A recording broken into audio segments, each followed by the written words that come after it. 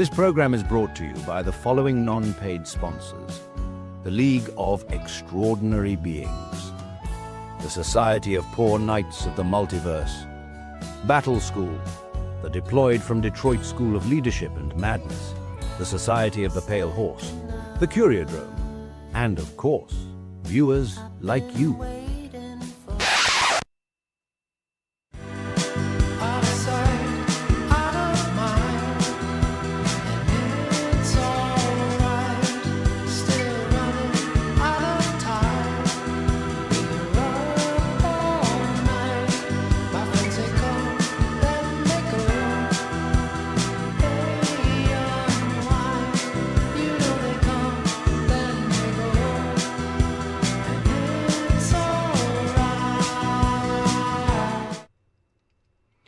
Well, hey everybody. Let me double check my little bars and see if... Hello! Okay, I think you can hear me. Enough that I'll start talking. Hey gang.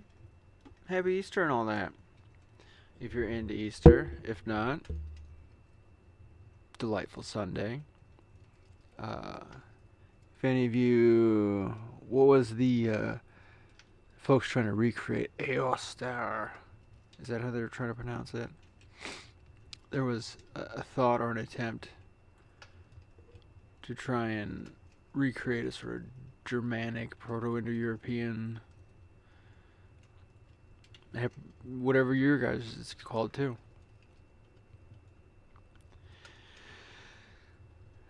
So, I'm beating around a bush that you guys can't see, and so it just kind of looks like I'm doing nothing other than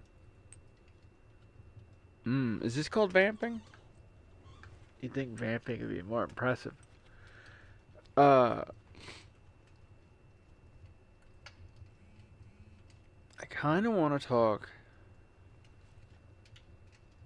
and I'm going to be careful about it, and I'm going to be gentle, and I'm going to be in and out about it.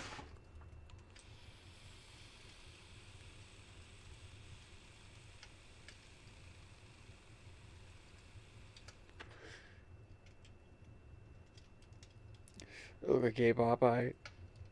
Or is Popeye already gay? Hey, sailor.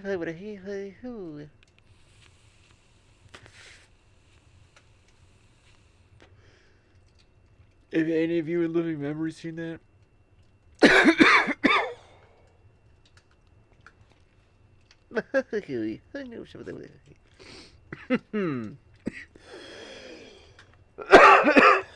Okay, so here's what I promise. I ain't gonna try and do.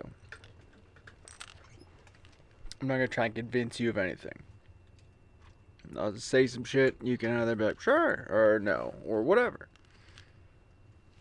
And this may be the last kind of time I do this. I think it's sort of the first time I've tried. But I was thinking about it. The class we're kind of in the middle of right now is about providing new leaders with vocabulary and an ability to use that vocabulary for their own purposes, to think and to articulate thoughts and share thoughts, come up with new ones, etc., etc. All the cool shit you can do when you learn a new word. That's the purpose of this course in particular. And one thing that I think frustrates so many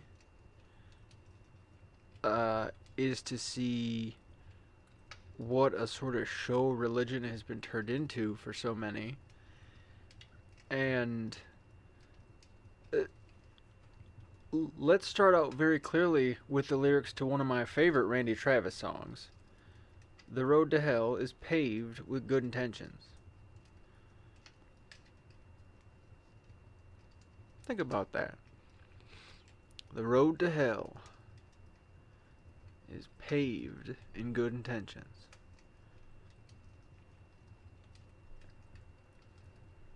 That'll make more sense if it doesn't already.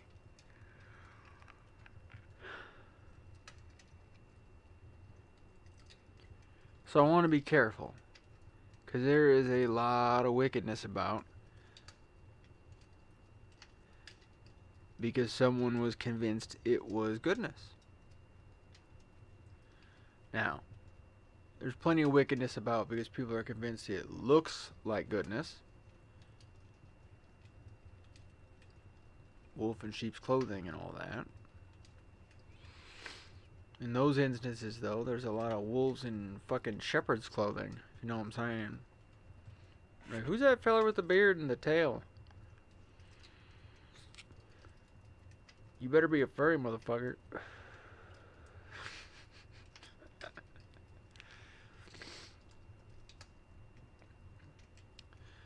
And as this, looking at myself in the mirror, adorable, very dude heavy today though. I have to be true to myself, true to who I am, true to my identity, true to who I was made to be, which was not a boy or a girl or a man or a woman or staff sergeant or lieutenant or any of the shit I've been called. I'm that blob of silly putty that's collected all that hair. All them bits of cereal and smushed. Did you know you did have silly putty? They always said in the silly putty commercials back in the day, they're like, you could put it on a comic strip and make a copy of it. And they weren't like, print copies and make money, you're crazy. It was just like, check this shit out. I could never get it to work. Either mine was too oily or too dry. Never a great combo. The Play-Doh. No. What are we talking about? Silly putty. What is that shit?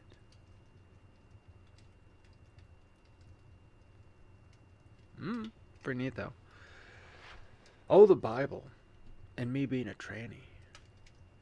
Oh, and a foul-mouthed one at that. Yeah, I do need to be careful. There's a lot of tiptoeing through these here tulips that I need to do.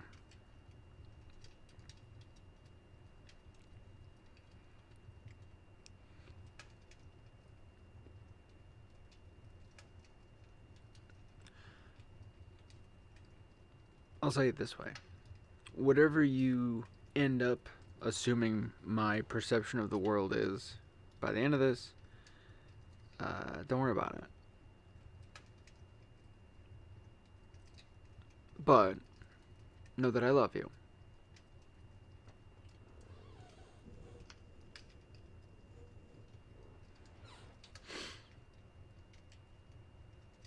I do. Because you are there to be loved.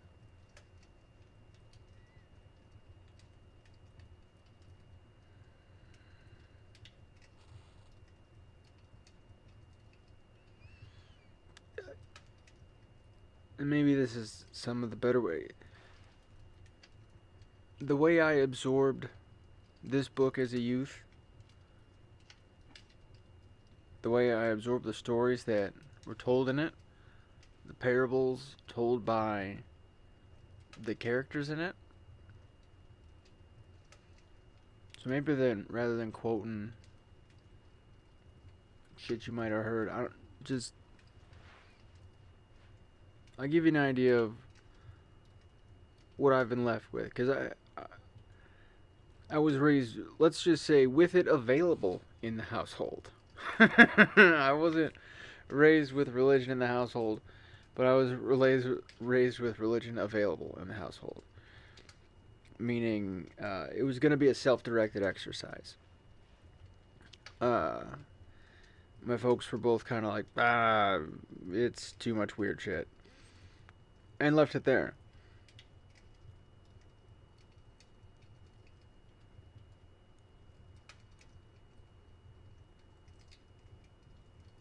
Sorry, blacking out, thinking about when I was like 5 or 6.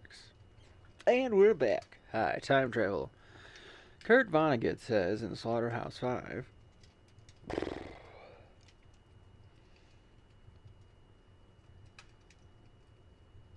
what was the point? Oh, the thing I interrupted myself before, like 3 times before.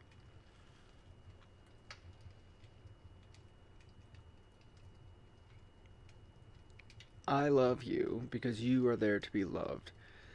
Because, and this is what I pulled from the book early and kind of carried. Love is not a selective fire weapon.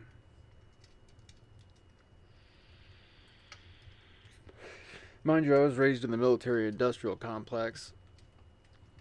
A lot of my pastors were chaplains.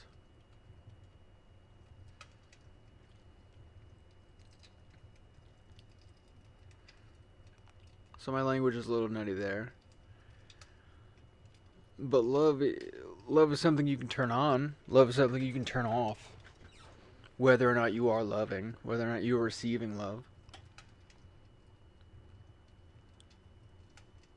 But if you're doing it right, I don't think you can not love the whole thing. There's a lot to be bummed out about, disappointed by. I was having this talk today. What is the difference between being a Spartan and a mendicant? These could just be words I used at the time. But back when I was a Spartan, I didn't need anything. I could eat bugs and beef jerky, and, well, the beef jerky was me being spoiled. Holy crap, it's dry. But I still suffered. Boy, did I didn't need anything. And so I think that's why I had difficulty understanding ideas that, like, Buddhism threw out. Because it suggests that the root of suffering is desire. Well, if I don't want anything, if I don't need anything, then clearly that's horseshit, because I'm still suffering, buckaroo.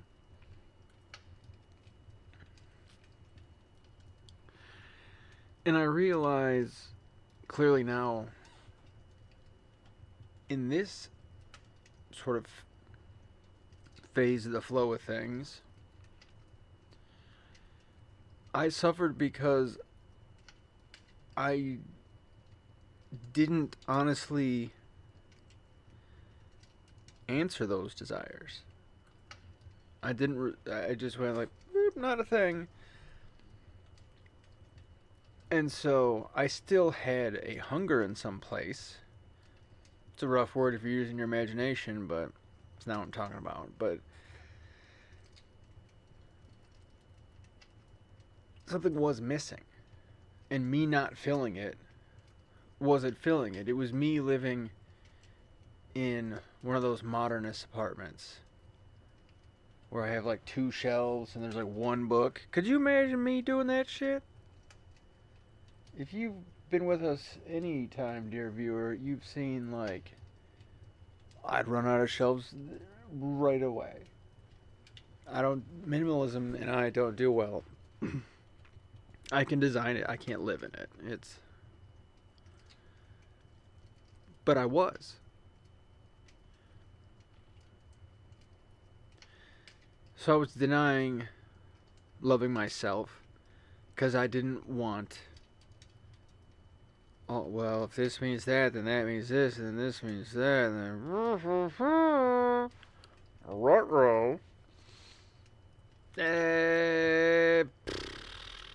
It's just easier to date a chick and bug her.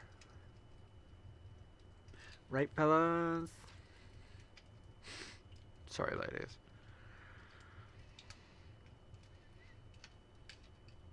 But I was denying my truth. And then I had this other sort of big, bulky realization in that denying any level of truth is still denying truth. And if we're playing with wispy fucking language here, who is the truth? So to even deny that truth, the one that hurt me, the one that might hurt other people, was to deny any truth. Was to put myself in hell, to distance myself from God. If there's one out there to connect with, in that life serving these weaker servants of it, I was only ever going to go to hell. I was only ever going to experience hell in this lifetime. I was only ever going to suffer, because not only was I going to still have these hollow desires, I wasn't even going to fucking know. I was telling a story the other day about when I was in high school, there was this band called Eve 6.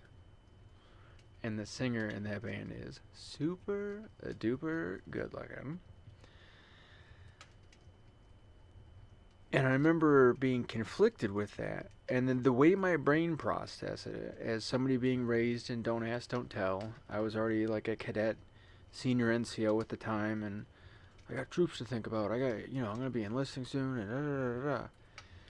So all of a sudden, video pops on MTV, and I'm like, who's that? And then my next immediate reaction is like, that's weird. Because I'm not gay. And then, and then just, ladies. Hi.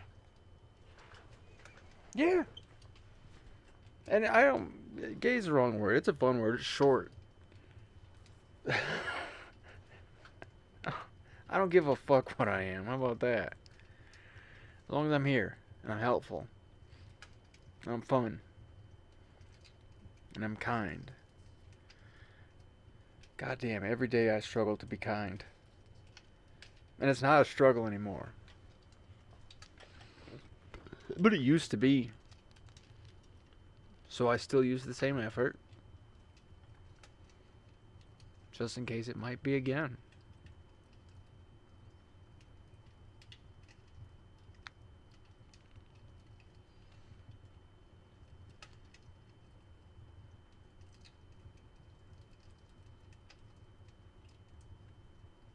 I thought about love a lot in the pews as a youngin'.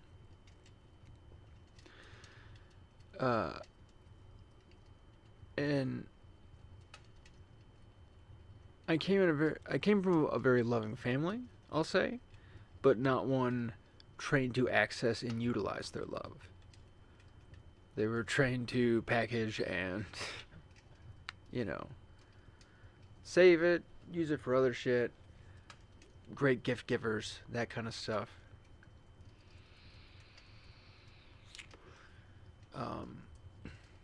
But they can't live in their love. They can live with things they love. They can live around things they love. They can... But you can kind of see them step out of it for a moment. Like, there's a fragility to it. And there probably is.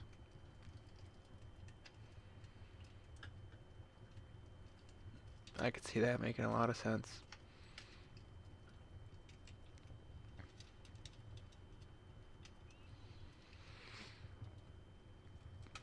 Yeah, in the back, I'm blabbing out front. Not necessarily high as a kite, but I did smoke. But in the back of my mind, too, I'm thinking of, what scripture not to quote. And, because you've heard it already. If you give a shit to go look, you've heard. How about that? I'm not here to make you go let me go buy a Bible.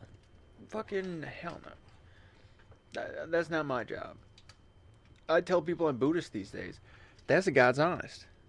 That is God's honest. As an Appalachian fembilly, when people ask me what religion I am, it even says Buddhist on my dog tags.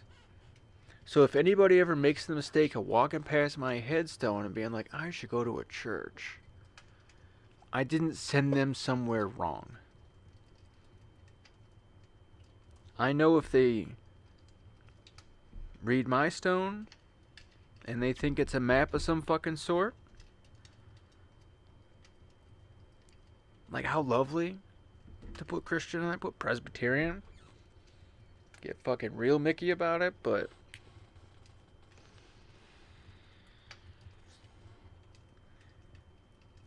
no, it says Buddhist. Because I can't lead people astray.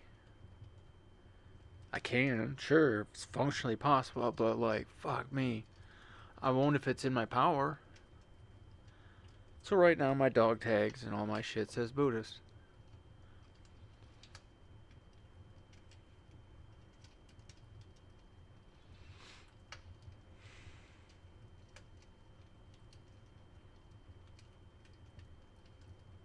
And I think that's one of the most Christian things I do.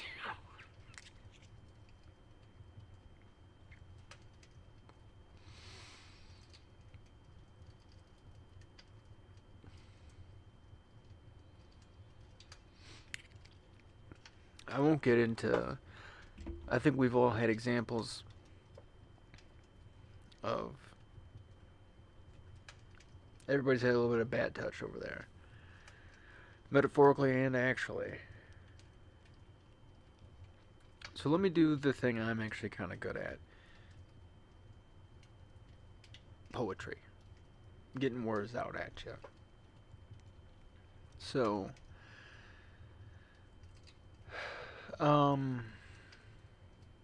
Happy Easter. We covered that. I'm going over my notes here. Don't want to preach, clearly. You're already good enough. Can I make that point too? Already? Talking to one poor sweetie. Just a consummate poor decision maker.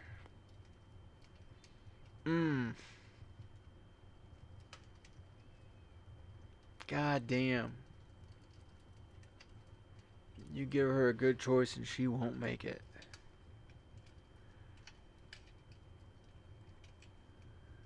And she hates herself deep down for things she can't control. Things she didn't do.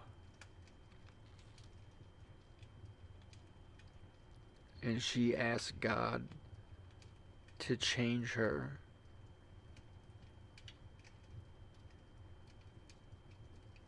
So that the world stops doing the things it does to her.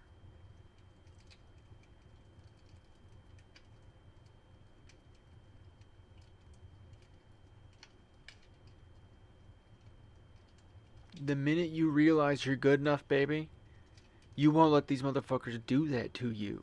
And that will be God working through you, stopping it. Right fucking then and there. And not just you stopping it then and there, but you stopping it for others.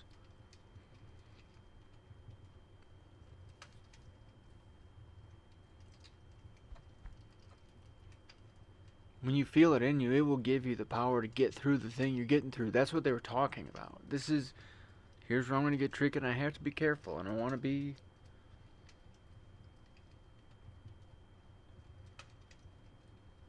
Let me be clear as I can, that I'm not going to be very clear for the next little bit. I'm going to do my best, but this is a lane where poetry is going to jump out of me before anything else. But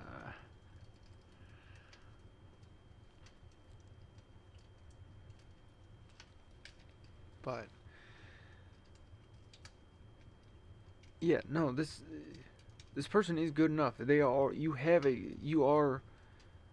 Each of us, to the atheist, each of us is a holder of divine spark. The first zero that popped into one, creating big bangs, etc., etc., etc. Same shit. We're all made of stars.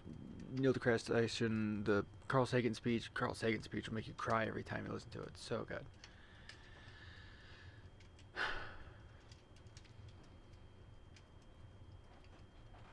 You're there. All the parts are there. It's just a matter of moving them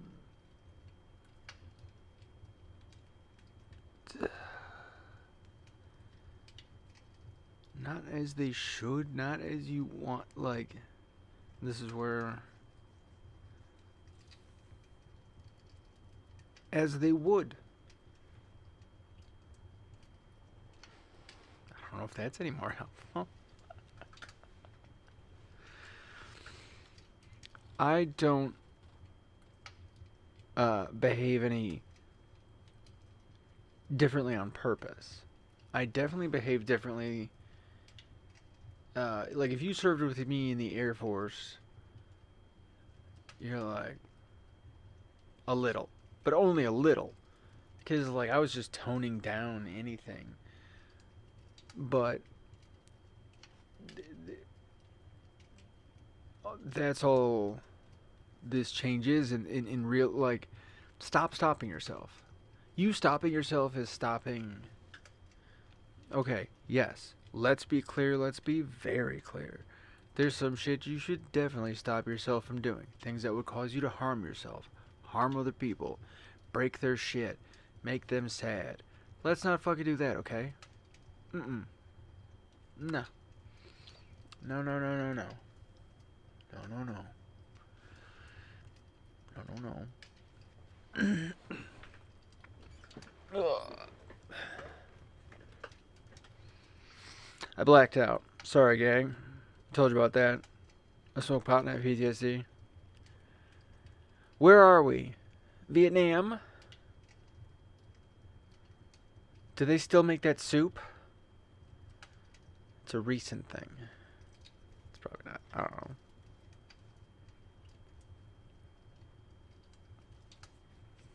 Oh. The Bible. So in no, I'm just kidding.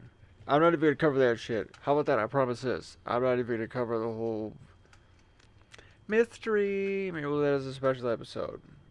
Also, conveniently, it's just not in there, so it's way easier for me.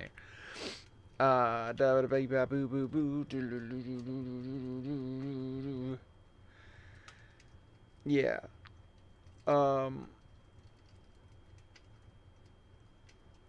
Fuck. I know I've said innumerable bits of nonsense that might sound vaguely close to something, but, like, really I feel like I've said nothing other than, like, giving you some insight into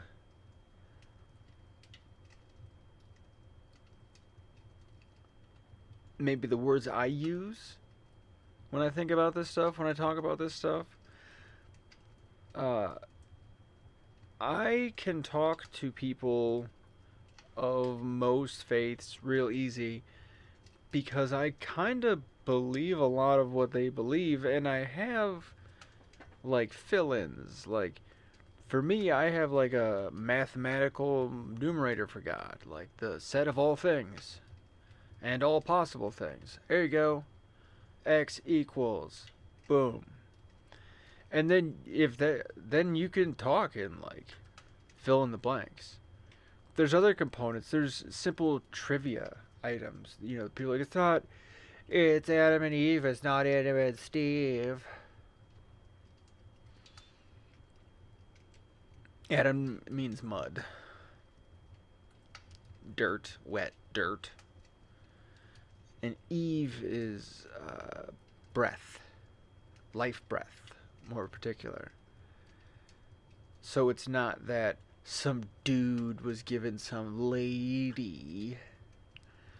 It's that mud was given breath. Oh, you're stone getting up and having a fucking opinion. You are the earth. Mud and bone and calcium. That's why you can eat it and ingest it and make yourself taller and dumber and smarter and fatter.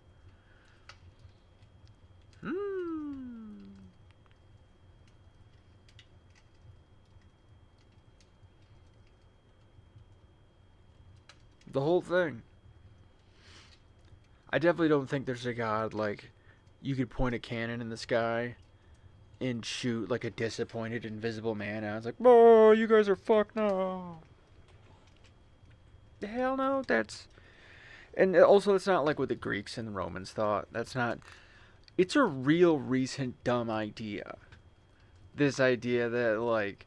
And really, it comes from somebody, like, misinterpreting an advertisement, which is very on brand for us modernists. They'd be like, see, look, there's the Lord right there, just above the mayonnaise. And thus it begins. Yeah, no, they didn't think their gods had dog heads and shit like that. Do I think the motherfuckers in Tampa Bay are actually pirates? Or is it just their team's called the Buccaneers?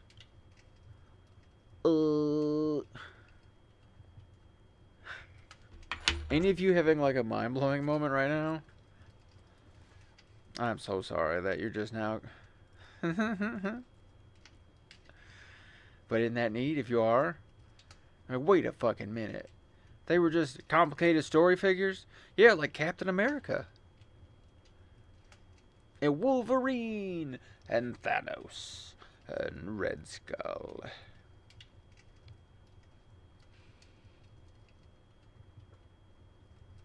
Uh-oh.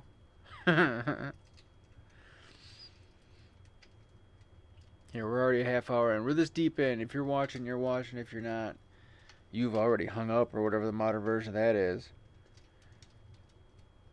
You wonder who Jesus really was? Like the feller? The individual they nailed to the boards?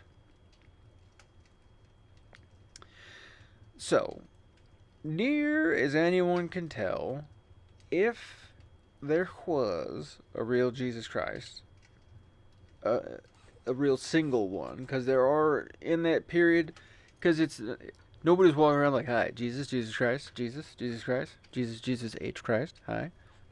No. Ironically too, because like Christ means anointed one, kind of like king. And Jesus, nearest English translated name would be like Joshua, so like Josh King. That's hilarious, because if you've been to high school with white people, you've probably been to school with a kid named Josh King. Or like, somebody knows that kid, right? They've been in a hockey team with them. And we're like, that's the guy. Josh has got our back. Oh, fuck, they got him. But he was a street preacher in Israel. And he was an apocalyptic preacher. So apocalyptic preachers were pretty sure it was the end of the world. Especially in that area. There was a big sect of Jewish apocalypticists. Is that how we do it? Because they just been getting the shit kicked out of them so frequently. And now Rome's in there, and they're like, let's hope it's over, huh? And I think that was some of the vibe. I think some people not realizing they've become nihilists until they're like, what's nihilism mean? And it's like, you believe nothing matters anymore. And you're like, oh, that's me now. I'm a nihilist.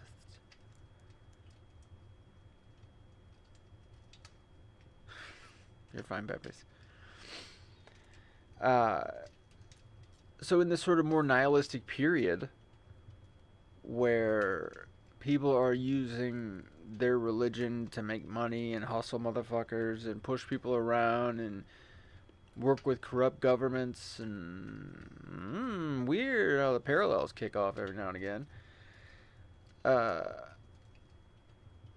And he was like, it's for sure coming. End of the world, dudes. Here's the deal, though. If it is the end of the world,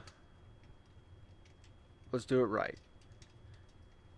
Difference in his school. Rather than being a sort of like full-on hedonist and like, fuck it, let's just fuck. No, he was one of the first cult leaders ever to not bang his followers. Maybe. He might have hooked up with Mary Magdalene. There's all kinds of fun stories and rumors about that, and Da Vinci codes and things. But like, on paper, he's one of the first cult leaders not to hook up with his followers. Pretty big fucking deal. Does not happen in his own followers.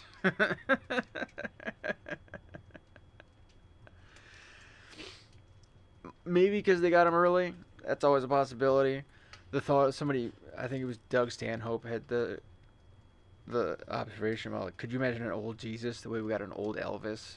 It's like, oh no. Just fat and thank you very much. Who wants to see a trick? Hand me that water. Oh, well, Jesus, sit down.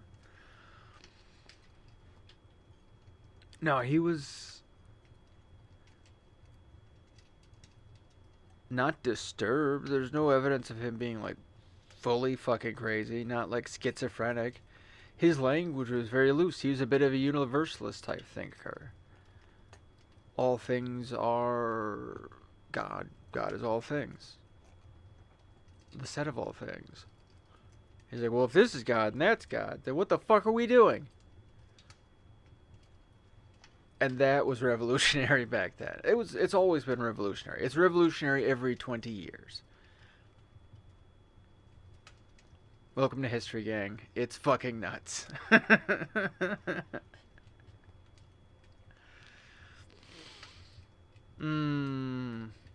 So this poor kid, he sees his town falling apart. He sees his beliefs falling apart. He sees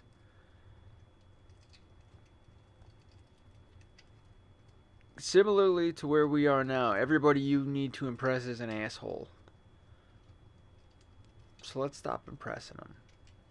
Let's do the things we know we need to do. Let's do the things that break our fucking heart not to do. Or whatever the language is of that. But like, feed people, hug people, care for people, fight for people. That's in there too, babies.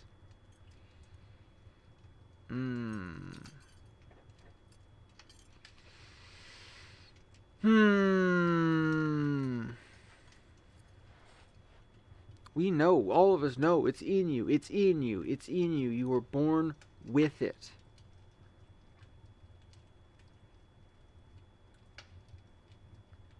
I see it all the time. Especially in kids. People love to shit at kids are evil. Parents are evil, and they ruin kids. Kids are amazing until they get to like kindergarten. And then they get tainted by all the other shit. It's okay, we'll fix them later. But just, hi, what are you doing? I want to do this. Yeah. They could be selfish and they could be bullies. But I've never known a kid that can't be taught to not. Rapidly. Where, hey, that hurts their feelings when you do that. You don't want to do that. Okay. And they're off.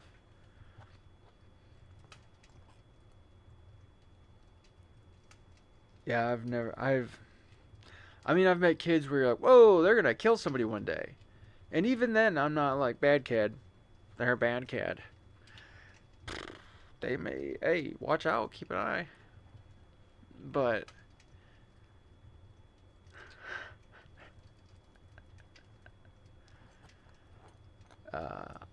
I can promise that similar shit was said about me as a kid. Just a gently autistic, fruity thing, sort of speaking above everyone. In a military uniform. They're like, this thing's gonna fucking kill us. I got kicked out of school once. Just in case. They were like, I did bring a knife to school. But someone was beating me up. I don't want to get beat up anymore.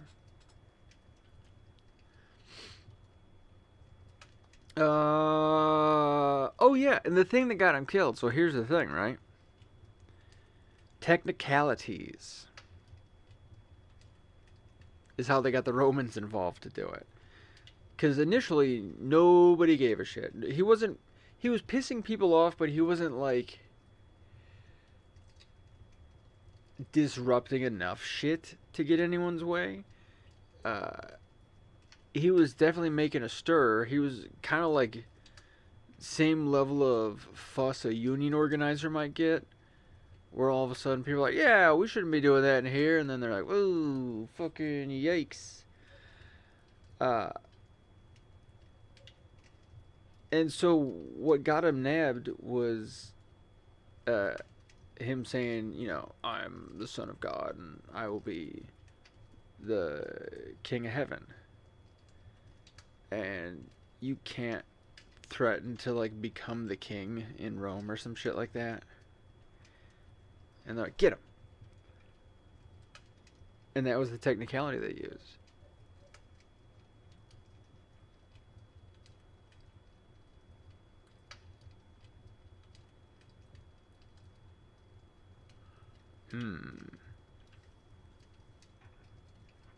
Uh,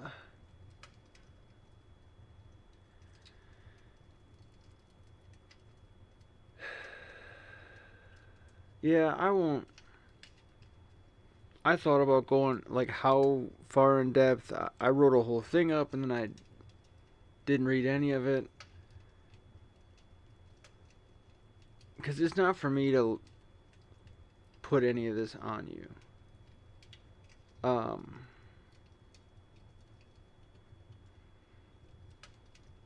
But no, I guess as we go forward and we talk about these things you can do as a leader in caring for other people and valuing people with different opinions and different lifestyles and different behaviors and modalities and all these things, that not only is it not counter to your faith, it will cause you to develop a richer sense of faith.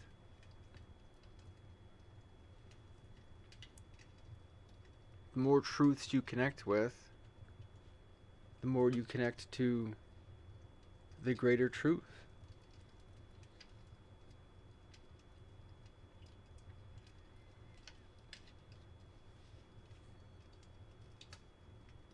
You know, hell is a place you go while you're here, and it's when you separate yourself from that truth. The more you try and distance yourself from it, the more you desire that that truth be something else, that a different truth be the truth. Going back to my Spartan thing, maybe that was my problem, is I desired a different truth.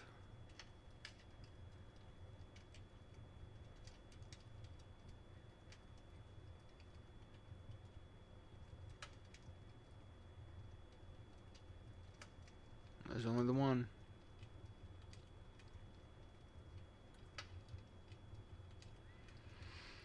Well, it's been a heavy ass subject. We didn't hit any slides. I don't want to beat a dead horse. I was going to talk a little bit about the harrowing of hell. That's a real sort of, what do you call those? Deep cut? Deep dive? Long and short of that one is hell's closed. It's kind of the point of Easter. That 3-day span they were gone. In the early church, they taught that in that 3-day period when Jesus was disappeared in the cave, and they're like, they're coming back, don't worry. They actually went into hell, cleared it out. They're like, everybody get out of here. You're all... We got you.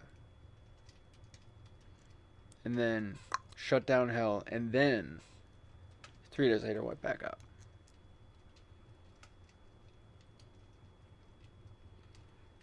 I'm not even going to tell you about that. I'm just going to tell you that that's a thing. The harrowing of hell. It's a possibility that the revelation of John is a description of the harrowing of hell. So not a predictor of some future thing, but like a play-by-play of like how it went down during that 3 days. That could be cool if that's the case. So if you're into deep divey kind of stuff, and also if you're, you know, a shit talking atheist type, yeah, I get it, me too. But like you quit it. Be kind, rewind. Speak to people in their own language. And in yours too. That's how we communicate. That's how we have conversation. That's how we share. We teach each other one another's words. But ultimately, in that process, we'll realize most of us are talking about a lot of the same shit. A lot of us want the same things. And we want to see a lot of the same things for the same people. You go anywhere around the world, it doesn't matter what language they speak. If you ask them what they have to fight for in their life, you will learn the word for kids. You will learn the word for children. You will learn the word for son and daughter. Right away. You will learn the word for family.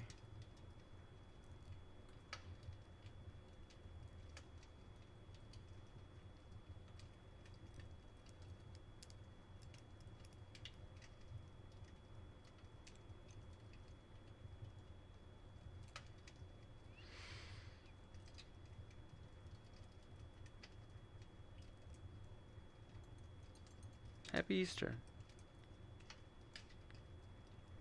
I hope you got jelly beans. And peeps. As a southerner, oh my god. I had a peep. Is that the singular of peeps? I would guess, right? But the kids were like, "Hey Jenny, your favorite's peeps, right?" I was like, "Mm-hmm." They gave me one. And then I got lightheaded and almost fell down the fucking stairs. I'm like, woo! No wonder my whole family has the beatus. Okay, gang, sleep tight. I'll see you in a week. If not, I'll see you up there.